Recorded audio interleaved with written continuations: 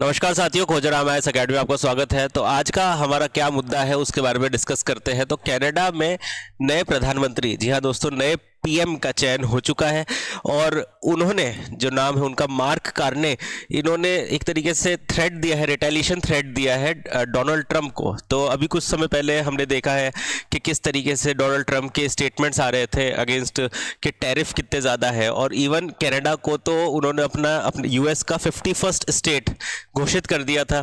तो ये देख के ऑब्वियसली कनाडा वाले वाले लोग जो है इतना ज़्यादा पसंद नहीं कर रहे हैं डोनाल्ड ट्रंप को, उनकी नीतियों को। तो उसके ऊपर जो अब नए पीएम है उनके कई सारे जो पॉइंट्स है वो हम यहाँ पे डिस्कस करेंगे, और इन दी एंड हम ये भी बात करेंगे कि जो ये नई चीज़ हुई है इससे भारत के ऊपर क्या प्रभाव पड़ सकता है, और जो कनाडा के अंदर जो पीएम का चयन हुआ है वो किस आधार के ऊपर हुआ है। तो उसी सब पॉइंट्स को हम यहाँ पे डिस्कस करने वाले हैं इस पर्टिकुलर वीडियो के अंदर। तो देखो, तो मार्क कार्ने जो है वो जीत गए हैं, बेसिकली लिबरल पार्टी के हैं। तो इससे पहले भी जो सरकार थी वो लिबरल पार्टी की ही थी, और अब ये नए प्रधानमंत्री घोषित कर दिए गए हैं कनाडा के, और इन्होंने हटाया है, रिप्लेस किसको किया है, जस्टिन ट्रूडो को। अब जस्टिन ट्रूडो ने ऑलरेडी अपना रेजिग्नेशन दे ही दिया था। उसके बाद में अब होना क्या था, अब देखो अलग अलग तरीके से चुनाव होते हैं। फॉर एग्जांपल आपका एक, अगर मैं इंडिया के कंटेक्स्ट में बात करूं तो एक लोकसभा का चुनाव होता है जिसके तहत एक प्राइम मिनिस्टर को चुना जाता है। फॉर एग्जांपल नरेंद्र मोदी जी है जो कि उस लोकसभा के जो जीती हुई पार्टी है, जिसके पास मेजोरिटी है, उस पार्टी के हेड के नाम में घोषित हुए। अब अगर किसी कारणवश अगर वो रेजिग्नेशन दे देते हैं तो होता क्या है कि वापस से जो कमेटी है वो बैठती है कि भाई किसके पास ज़्यादा मेजॉरिटी है, फिर वो डिसाइड करती है कि भाई अगला राजा, जैसे अगला जो पीएम है वो कौन होगा। जैसे फॉर एग्जांपल अगर नरेंद्र मोदी जी इस्तीफा दे देते हैं तो राजनाथ सिंह हो गए, अमित शाह जी हो गए, इन लोगों के बीच में डिस्कशन होगा कि अगला पीएम कौन बनेगा। लेकिन यहाँ पे थोड़ा सिनेरियो अलग रहता है। यहाँ पर एक ऑनलाइन पोर्टल के ऊपर आपको रजिस्टर करना होता है, और इट इज़ नॉट नेसेसरी कि आप उसी बैकग्राउंड के हो।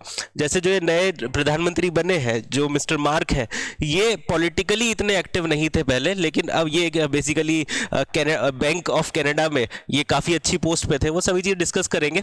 फिर इनका चुनाव हुआ और बेसिकली इन्होंने हराया है जो सेकंड नंबर पे, जो जस्टिन ट्रूडो के समय पे जो फाइनेंस मिनिस्टर थी, उनको इन्होंने हराया है काफ़ी अच्छे वोट्स के आधार पे। Soon after being named as a name prime minister of Canada, जैसे ही उनका नाम आया, प्राइम मिनिस्टर कनाडा बन गए हैं, Mark Carney made a intentions clear with the United States saying that Ottawa will never ever be part of America in any way shape और form. तो Ottawa जो कि एक जगह है कनाडा के अंदर पड़ता है, तो उसके ऊपर अधिकृत तरीके से बताया गया था कि ट्रंप के द्वारा कि भाई ये तो खैर हमारा ही पार्ट है। तो उन्होंने ये चीज़ को स्पष्ट कर दिया है कि भाई ये जो पोर्शन है ये कनाडा का ही पोर्शन है इसके, और जो कनाडा है ये 51st स्टेट नहीं है अमेरिका का। तो उन्होंने सबसे पहले आके इस चीज़ को क्लियर कट आउट यहाँ पर बोल दिया है। अच्छा, इसमें एक चीज़ और बता दूं मैं कि जो 59 ईयर ओल्ड इनकी एज है, और पॉलिटिक्स आउटसाइडर इसलिए बोला गया है कि पॉलिटिकली इतने एक्टिव नहीं थे पहले। इससे पहले क्या करते थे, he has served as a governor of bank of Canada.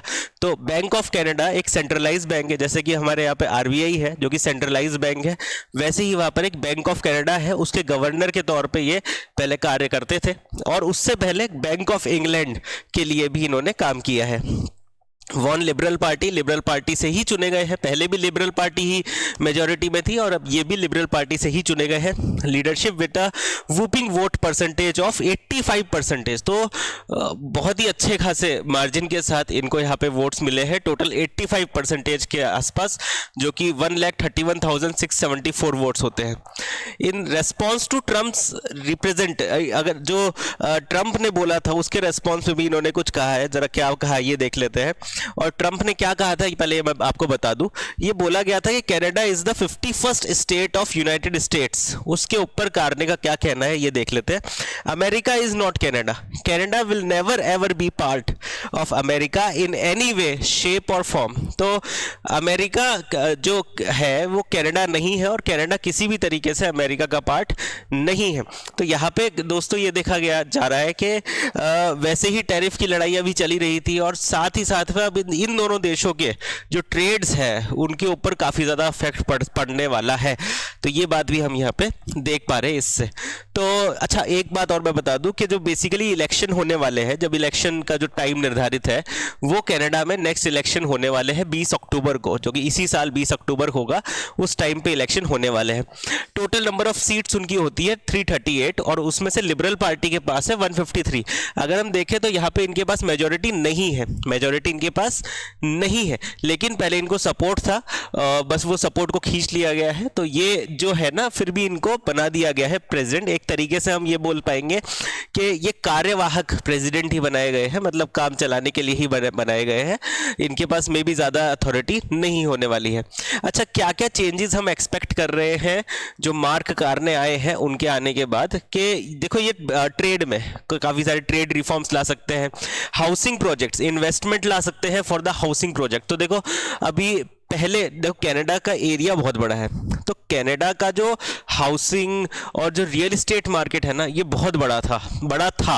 But ये जस्टिन ट्रूडो के कार्यकाल के दौरान ये देखा गया कि वहाँ पर जितने भी जो ये रियल एस्टेट का काम करते थे उनको हैवी लॉसेस देखने पड़े।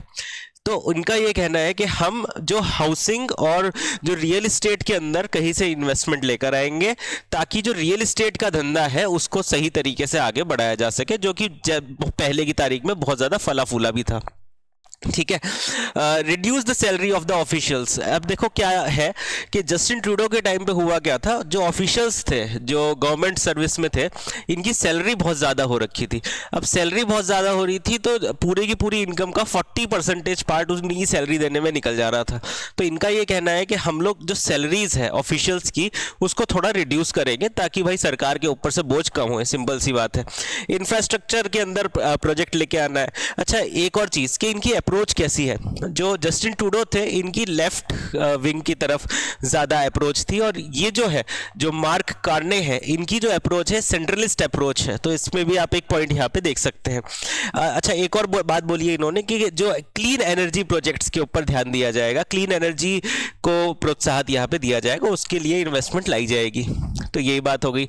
अब इम्पैक्ट क्या पड़ सकता है इंडिया के ऊपर? देखो, जैसा कि हम बात कर रहे हैं, तो जस्टिन ट्रूडो थे, उनके साथ रिलेशन इंडिया के खैर इतने अच्छे नहीं थे, उसकी वजह से व्यापार और ट्रेड के ऊपर भी प्रभाव पड़ा है। तो उनसे थोड़ी अलग अप्रोच और अलग आइडियोलॉजी का पर्सन है जो अब पीएम बना है, तो उम्मीद कर सकते हैं कि भारत के साथ उनके रिलेशन ठीक होंगे। और जैसा अभी यूएस प्रेसिडेंट ट्रंप ने भी काफ़ी सारे टैरिफ्स का ऐलान कर दिया है, तो हम इंडिया को एक बेहतर मार्केट मिल सकता है in the form of Canada also. और ये तो जानते ही है, कनाडा और ट्रंप की फाइट चल रही है, तो हमको कहीं ना कहीं इसका एडवांटेज हो सकता है अगर रिलेशन बेहतर रहे मार्क कार्ने के साथ। तो इसी तरीके के वीडियोस के लिए जुड़े रहिए हमारे YouTube चैनल के साथ। मैं मिलता हूं आपसे अगले वीडियो में, तब तक के लिए अपना ध्यान रखिए। धन्यवाद।